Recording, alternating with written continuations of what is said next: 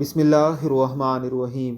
حضرت ابو ہریرہ رضی اللہ تعالی عنہ سے روایت ہے کہ رسول اللہ صلی اللہ علیہ وسلم نے ارشاد فرمایا، جو شخص ہدایت اور خیر کے کاموں کی دعوت دے اس کو ان تمام لوگوں کے عمل کے برابر اجر ملتا رہے گا جو اس خیر کی پیروی کریں گے، اور پیروی کرنے والوں کے اپنے ثواب میں کوئی کمی نہ ہوگی۔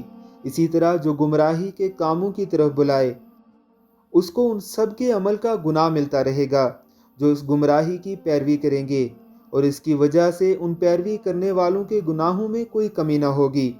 یعنی آپ خیر پھیلائیں گے تو آپ کو سب خیر کرنے والوں کا ثواب دیا جائے گا، اور اگر آپ خدا نہ خواستہ شر پھیلانے والوں میں سے ہیں تو آپ کو اس شر کی پیروی کرنے والے تمام لوگوں کے برابر گناہ ملتا رہے گا۔ اللہ رب العزت کی ذات ہمیں شر سے بچنے اور خیر کو پھیلانے کی توفیق عطا فرمائے۔